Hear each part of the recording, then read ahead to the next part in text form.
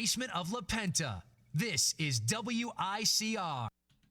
Hello, everyone. Welcome back to the Sports Vault. Jersey Joe, Armand, and Big Shot Rob all here giving you our NBA playoff predictions. We just went over the Western Conference, broke down every single series. You can watch that. It'll be up on YouTube, and if you didn't see it yet, Rob has the Memphis Grizzlies going to the finals. Armand and I are both going with the San Antonio Spurs. So, guys, let's pick the East. And, Armand, you made a good point. This is definitely not going to be as fun, as exciting as a breakdown as the West is, because there really is just two teams in the East, and they're just at a different level than everybody else. But Atlanta and Brooklyn, I'm sure no surprises here. I'm sure everyone's going with Atlanta. Atlanta in 5. Joe, you know what? Brooklyn finished pretty decent towards the end. Brook Lopez was really hot at the end. He was a monster. Yeah, he played really well. But at the end of the day, if Joe Johnson and Darren Williams aren't going to be effective, they stand no chance versus this Atlanta team. We could see the end of the Nets' ownership, too, as well, because their ownership does not even care about this team whatsoever. I liked the move earlier this year when they traded and got Thaddeus Young, but they don't stand a chance whatsoever. They're too old. These guys are just nowhere close to the Atlanta Hawks. You know what? I feel like Brooklyn could upset them. I really do. But I'm going to go with Atlanta in 7. I think it's going to be a crazy series. Only because Brooklyn has finished pretty strong. I mean, everyone's starting to emerge, and they're starting to look like a cohesive unit. But Atlanta's just been remarkable. They had a remarkable year. They're going to get it done. And you got to take the loss of Cephalosha, too, for Atlanta. Now, Cephalosha isn't a big player who puts up points, but probably one of the best defensive people you could put on this team. Oh, yeah, him and DeMar Carroll, that's all they do. Well, maybe I just don't respect the Hawks enough, but I'm like... You know what? I can I change my answer? I'm going to go with Brooklyn. Wow. Well, I think Brooklyn's going to win, man. I'm telling you. I don't think anybody in the East really scares me except for Cleveland. I mean, Atlanta, look, I don't know. I felt that way all year. When it comes to the NBA playoffs, it really, at the end of the day, comes down to how many stars do you have on your team. The teams that are consistently winning and getting there have two really good A-plus guys and then a really solid A to B-plus type guy. Atlanta, I just don't. I mean, look, Horford's a good player. You have Teague's had a great year. Millsap is a good player. But these aren't guys who you're going to see holding up the trophy at the end of the day. They're just not those prime killer guys at the end of the game with 2 minutes left. If you need to stop from LeBron James, they're just not the guys I think are going to get it done. Maybe I don't respect them enough, but that's just the way I feel. Yeah, I think Brooklyn's depth is definitely. I mean, you got guys like Jarrett Jack who come off the bench with Thaddeus Young. I mean, there's definitely more depth on the Brooklyn. They just got to play together and play to their role. All right, so Armand going with Brooklyn the upset. Rob and I stick with Atlanta, but we're not too sold on it. Then you have Toronto and Washington. An interesting series, both young, good guard play from both teams. I'm a little split on this one, so I'm going to let you guys say first. Washington in 7. Okay. I mean, it definitely seems like it's going to be a 7-game series. Yeah, these teams, Joe, we go back a year ago. They looked better a year ago at some points. I mean, it's still the same team. And they've kind of dropped in their stock this year, but I'm going with John Wall. I think he's just going to beat Kyle Lowry. John Wall and his team have the depth to go beyond and beat this Raptors team. This Raptors team, 49 wins. The division, there's nothing really you're going against. So, yeah, I'm going to go with Washington. I just think that John Wall, Bradley Beal, a great backcourt. DeRozan hasn't been the same DeRozan from last year. No. And Valanciunas and Amir Johnson. I think Nene's been in the playoffs before. Gortat's been on many playoff teams. So I just think that experience is going to come into play here. And I think Washington has a more favorable bench. I like Otto Porter. I think Washington 6. Toronto's been very, very inconsistent. And you got Paul Pierce, too. And Paul Pierce is the leadership you have. Because Washington 6 easily. We look what he said this year. When he played for Brooklyn last year, he said him and Kevin Garnett were the only guys who were trying to be the leaders to carry this team. Now with Washington, we still continue to see the leadership role Paul Pierce has because Paul Pierce still wants that second championship. Yeah, I think they're the only ones that are going to have a chance against Cleveland. I'm agreed with you guys. Look, if anyone does. Both teams have been really had their inconsistency this year, which worries me a little bit, but I think at the end of the day, like you were saying, Paul Pierce is such a big guy to have. Just his presence, kind of mentoring the young guys. I love John Wall, the way that he's played this year. Bradley Beal, his wrist has gotten a little bit healthier. And you got to love the depth on Washington. And again, I'm with you. I mean, some of the big pieces for Toronto just haven't been the same. So we're agreed. We've got Washington. So Rob and I going with Atlanta and Washington in that department. Armand's going with Brooklyn and Washington. Let's go to the bottom of it, though. Chicago and Milwaukee, guys, give it to me. Now, if we go back with Milwaukee, if they had never traded away Brandon Knight, I probably would have given them this series. Probably given them in 6 games. That's surprising, yeah. Because you know what, with Derrick Rose, the way he's been, how limited he's been with all these injuries, I probably would have given it to them. Michael Carter-Williams as your point guard? No. This Milwaukee team, they made that trade, destroyed their whole roster, finished at a 500 team when they should be above 500 with Jason Kidd, the way their defense was rolling. But I'm going with Chicago Bulls. They're going to sweep them in 4 games. Yeah, Chicago's going to sweep. I'm with you. I think Chicago sweep. I just think at the end of the day, they're just so much better. They have better depth. They have everything better. Going with Chicago. Now in the next one, I think it's the same thing. Not even close. Cleveland and Boston. I just think Cleveland is the best team in the East. Just on both ends of the floor, they just have that special touch to them. The way that they've played since January 15th, you could really argue that they've been the best team in the NBA since that January 15th date. I mean, since that time, you just watch them. It's incredible what they've done. I think really easy, Cleveland. Yeah, most definitely Cleveland. Thank you, New York, for giving them all the players they need to compete for the championship because they have everything now. Yeah, thanks, guys. But versus Boston, Boston's just lucky to be in there. Isaiah Thomas, you know what? He really helped this team out. I could see them maybe getting a game out of Cleveland, but No. Cleveland's going to win 4-1.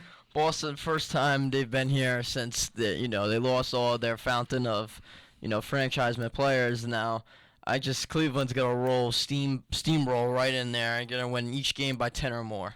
Well, I mean, let's be honest. We all kind of have understood. I think Cleveland and Chicago is that next matchup. I think that's a really good series, and I think it's probably going to be even more competitive than the Eastern Conference Finals is going to be.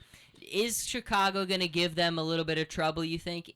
Cleveland's gonna beat them. I mean, no, Chicago's gonna beat Cleveland. You think so? Wow. Yeah. Yeah, Jersey Joe, I'm going against your team Oh, too. man. In 7 games. 7 Nope, I think games. it's 6.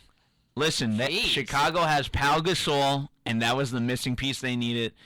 Derrick Rose, yes, you know what? He's had his health issues, but come playoff time, he's going to go great against his Cleveland team. And now you put Powell there. You have Noah. Yes, Noah's been a little bit under this year, but I see him really stepping it up come playoff time.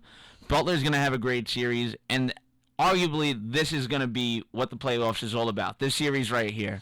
Whoever wins this series is the champion. This is the Eastern This Championship. is the yeah, exactly. Just in the semis. This is it. Wow. No, so- honestly, Noah, the size. Cleveland's Kevin Love was not the right pickup in the beginning of the year. no, I agree. That was a mistake. I mean, Mozgov's played very well, but he's going against Noah, Pau Gasol, and even Taj Gibson, who could start on half the teams in the NBA. Like, they're going to beat them up inside. And you know what's funny? They could even compete with them outside. I mean, if Derrick Rose is healthy and Derrick Rose actually shows himself, Jimmy Butler can go with LeBron James. He can guard LeBron James. And Mirotic He's is, really making good. a running for Rookie of the Yeah. Year. So, Look, I'm with you. I think it's going to be really, really competitive. And at the end of the day, if Derrick Rose is in that top form, I think you could make a really good case because, again, Cleveland's got a lot of youth. A lot of these guys haven't been here yet, which you would think might play into it a little bit. But I think they've shown a lot of composure. I think at the end of the day, what they've been able to do with Tristan Thompson kind of alternating with Timothy Mozgov, Kyrie is probably the biggest reason why I think that they'll be able to get it done. Just when you look at his development over the course of the season and the way he's really affecting the game on every play, not just on both ends of the floor, every single play, you could really pick out one signature thing and say, that happened because Kyrie Irving did this. I really am so impressed with everything that he's been able to do.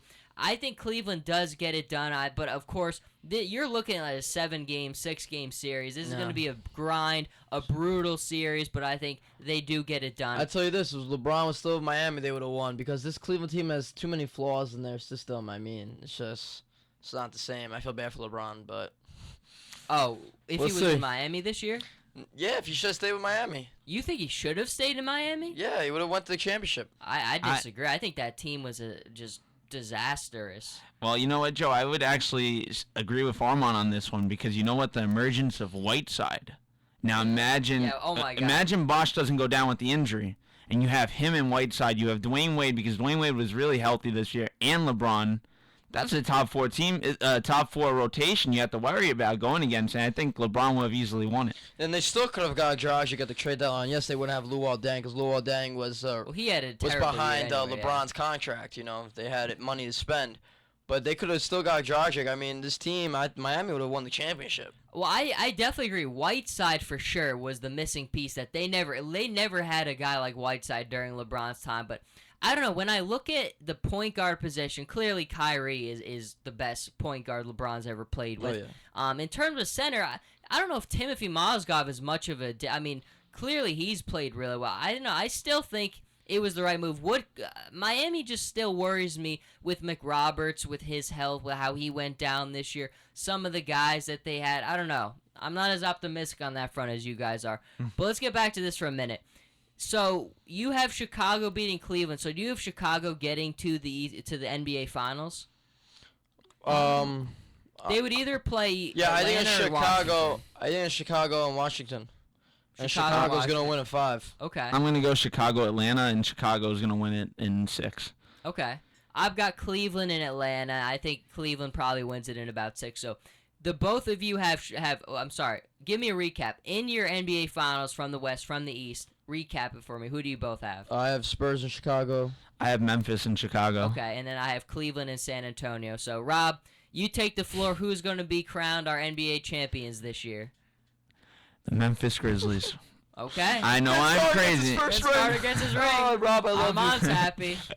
I'm sorry, guys, but if we look at it over the last couple of years, the stuff Memphis has really gone through where they're a team that always seems to get knocked out at the bad times, and now they've kind of built up their roster to what they need to finally succeed and go to that next level, and I feel that the Grizzlies can finally get this piece. This is it. This is what Memphis has been waiting years for, and it's finally coming home. It's been years for. I've been waiting 20 years for this. All right, Forget the Armand. Memphis franchise. What You're about up to Armand's the- franchise?